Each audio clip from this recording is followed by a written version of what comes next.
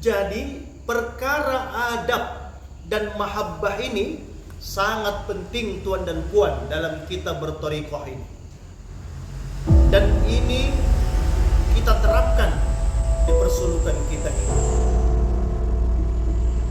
Karena keberkahan ilmu, bahkan kemuliaan-kemuliaan, rahmat-rahmat, karomah-karomah yang diberikan Allah kepada kita di sini pun, insya Allah itu berkah daripada adab dan mahabbah ini. Syekh Abdul Rahman Raja Gogo ini adalah murid Tuan Guru Fakih Tambah, dan beliau dilantik menjadi mursyid oleh Tuan Guru Syekh Mu'im Al-Wahhab. Setahu saya beliau adalah seorang mursyid yang konsisten dalam mengamalkan ajaran agama dan tarikat serta mengajarkannya, dan beliau mempunyai kemampuan dalam menyampaikan pesan-pesan Islam sebagai agama rahmatan lil alamin di tengah keragaman agama. Oleh karena itu tidak berlebihan apabila dikatakan beliau adalah seorang sufi perekat bangsa. Bak kata pepatah, patah tumbuh hilang berganti. Perjuangan dakwah beliau dan kemampuan dalam berkarya diteruskan oleh anak beliau, yaitu Adinda Tuan Guru Batak Syekh Dr. Saban Raja Gogo. Guru yang membimbing zikir itu namanya mursyid tarekat. Tarekat artinya jalan. Maka datang belajar zikir kepada Tuan Guru Saban Raja Gogo TGB, Tuan Guru Batak. Mursyid tarekat Naqsabandiyah. Mudah-mudahan kita mendapatkan keberkahan ilmu dan zikir beliau. Dengan Tuan Guru Syekh Saban Raja Gogo, mursyid tarekat Naqsabandiyah, saya cium tangan beliau. Beliau nggak mau mencium tangan saya, berebut-rebut kan, hampir kena aja. Padahal beliau doktor, Tuan Guru, rendah hati. Kita ini jalur silsilahnya Syekh Abdul Wahab Rokan Al-Khali Naqsabandi. Lantas bagaimana adab kita yang kita contoh dari ayah kita sampai sekarang kita amalkan, kita jaga, menjaga adab terhadap Besilam, terhadap Babu Salam, Tuan Guru Babu Salam Langka. Siapapun tuan gurunya di situ, kita jaga adab. Kenapa kita menjaga adab? Karena kita menjaga adab kepada yang di maqam Syekh Abdul Wahab Rokan Al-Khali Naqsabandi. Memang kita tidak bertemu lagi secara jasad, tak berguru secara langsung, tetapi ilmu ini, mata rantai emas Naqsabandi ini dari guru kita, ayah kita kepada gurunya itu bersambung kepada Syekh Abdul Wahab Rokan Al-Khali Naqsabandi, waliullah. Alhamdulillah, mulai dari presiden pun sudah sampai kemari, para pejabat tinggi, jenderal-jenderal, capres, kepala daerah dari berbagai daerah, berbagai macam datang kemari. Doa-doa kita dikabulkan Allah, dirahmati Allah. Banyak rahmat-rahmat Allah yang diberikan kepada kita. Ini adalah berkah dari guru kita, dan berkah guru kita itu dari berkah gurunya.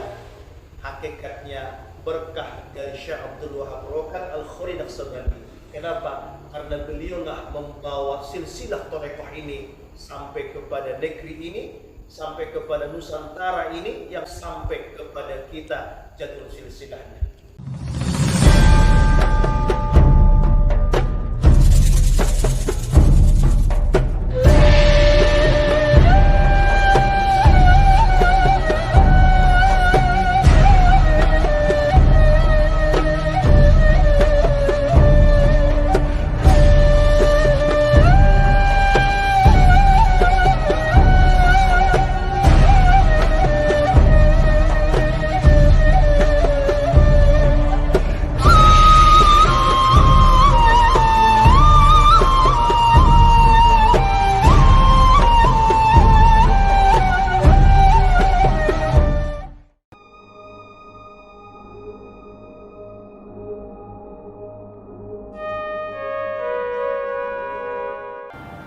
Syekh Abdul Rahman Raja Gogo Al-Khali Naqsabandi selaku pendiri dan tuan guru pertama persulukan Serambi Babu Salam ini, sejak dari kecil sudah senang dan gemar menuntut ilmu-ilmu agama, terutama ilmu-ilmu ketuhanan, dan setelah dewasa kemudian melanjutkan berguru kepada guru-guru yang mursyid, mengambil jalur silsilah, jalur spiritual melalui satu guru yang masyhur, yakni berguru kepada Syekh Fakih Tambah di Babus Salam Langkat, dan kemudian dilantik oleh Syekh Mu'im Al-Wahhab.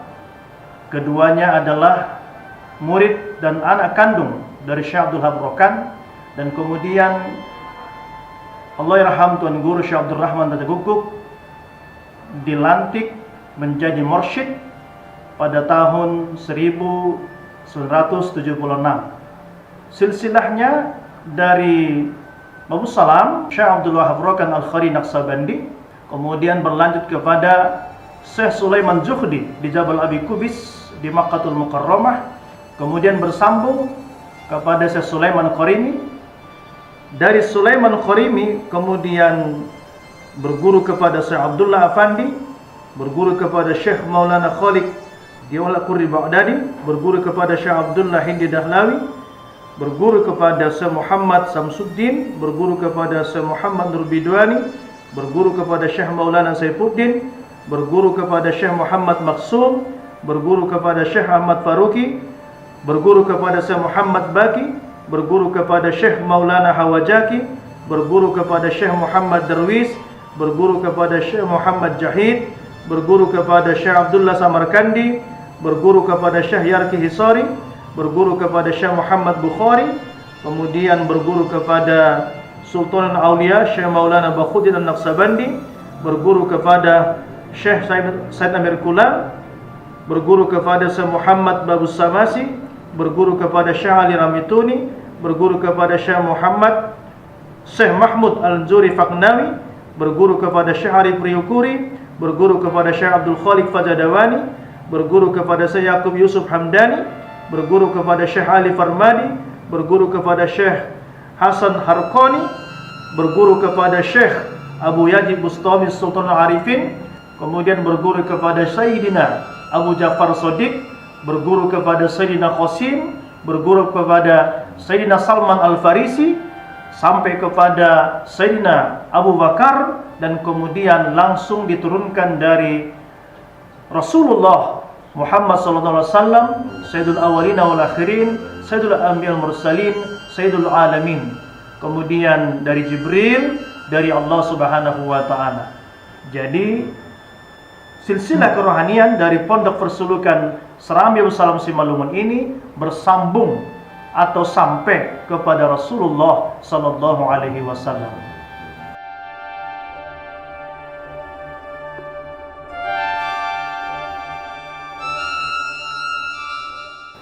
Dalam adab dan tradisi para masahih dalam silsilah Thariqah Naqsabandiyah, sebagaimana ditulis dalam kitab Al-Majmu'atul Rasail, Sulaiman Zuhdi, mursyid dari Jabal Abi Kubis Makkah Al-Mukarramah, beliau menjelaskan bahwa kedudukan mursyid yang paling tinggi adalah apabila mursyid itu dilantik berdasarkan amar wasiat dari tuan guru sebelumnya.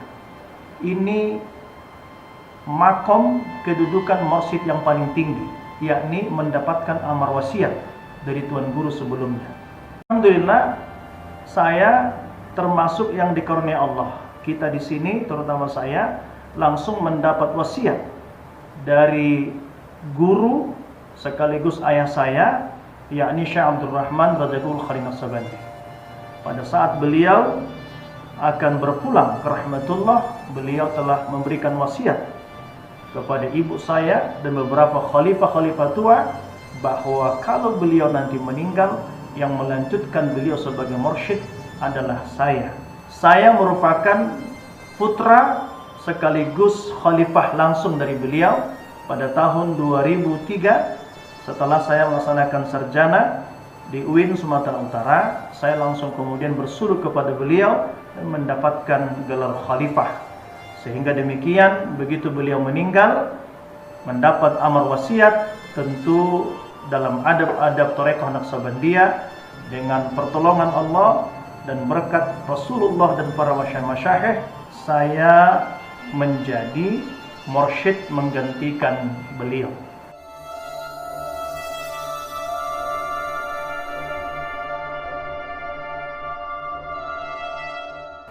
Istilah Tuan Guru Batak sesungguhnya sudah ada digelar kepada Tuan Guru yang pertama, tapi dengan sebutan Syekh Batak.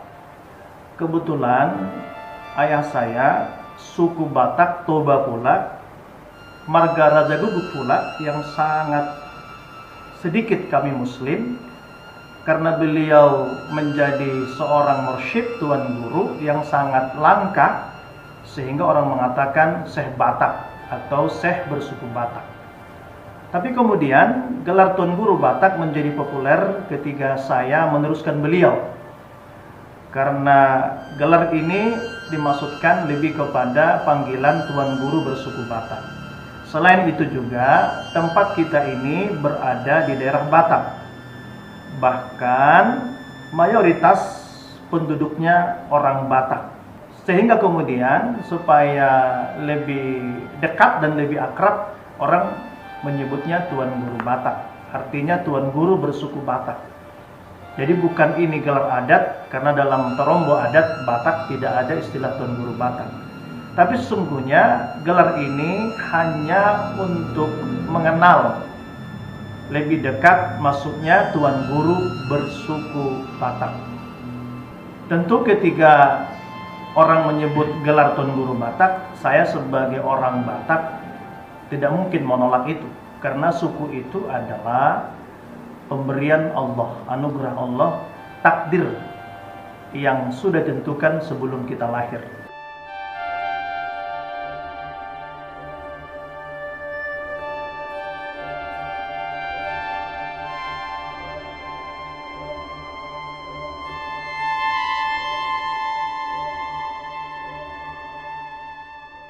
Memang salah satu keunikan pondok kita ini adalah berada di kawasan mayoritas non-muslim, dan pondok kita ini posisinya didampingi atau bersanding kiri kanan dengan gereja besar. Sebelah kanan gereja GKPI, sebelah kiri gereja HKBP. Tetapi pondok ini alhamdulillah bisa berkembang, bisa besar, sekaligus juga menjadi perekat kerukunan di daerah ini. Bahkan kampung ini kemudian menjadi dikenal karena berkat keadaan pondok ini. Banyak tokoh-tokoh, banyak umat yang datang kemari berkunjung, sehingga kemudian kampung ini dikenal.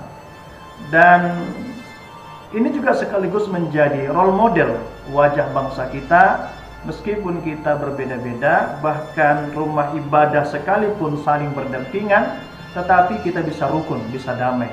Ini sekaligus menunjukkan bahwa Islam adalah agama rahmatan lil alamin.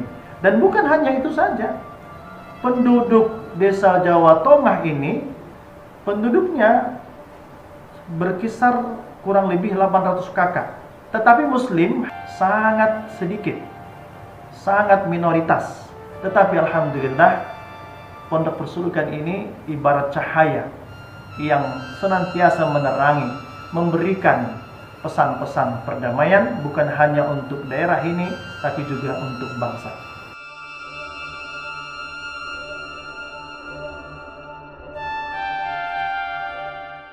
Mursyid itu tugasnya adalah pembimbing spiritual, pembimbing rohani, merupakan al-ulama warasatul anbiya, yakni ulama penerus nabi.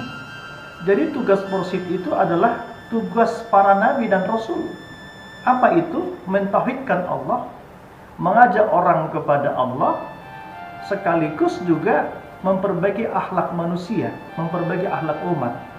Jadi visi saya sebagai mursyid, sebagai pelanjut mursyid, sebagai tuan guru saat ini adalah mengajak umat atau mengajak anak bangsa untuk mengenal Allah, untuk mendekatkan diri kepada Allah, untuk bertaubat kepada Allah, sekaligus memperbaiki akhlak bangsa agar menjadi akhlak yang akhlakul karimah.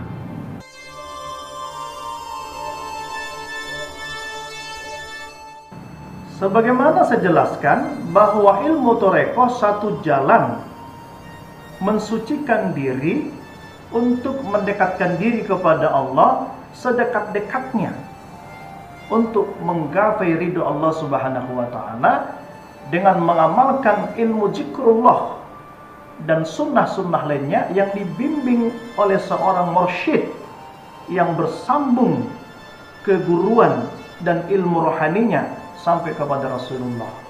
Kalau ilmu ini merupakan satu jalan untuk mengenal Allah, maka menuntut ilmu ini adalah wajib. Kaedahnya adalah ma la yatimmul wajib illa bihi fahuwa wajib. Jadi perkara adab dan mahabbah ini sangat penting tuan dan puan dalam kita berthariqah ini. Dan ini kita terapkan di persulukan kita ini. Karena keberkahan ilmu, bahkan kemuliaan-kemuliaan, rahmat-rahmat, karomah-karomah yang diberikan Allah kepada kita di sini pun, insya Allah itu berkah daripada adab dan mahabbah inilah. Seingat saya, tuan dan puan sekalian yang dirahmati Allah, persulukan kita ini didirikan tahun 1976, di mana ayah kita, tuan guru pertama, Allah yarham Syekh Abdul Rahman Raja Guguk Al-Khali Naqsabandi ini dilantik menjadi mursyid oleh Syekh Mu'im Al-Wahhab. Tapi sebelumnya beliau sudah bersuluk di masa Syekh Fakih Tambah sampai kepada tahlil. Kemudian dilantik oleh Allah yarham Syekh Mu'im menjadi mursyid.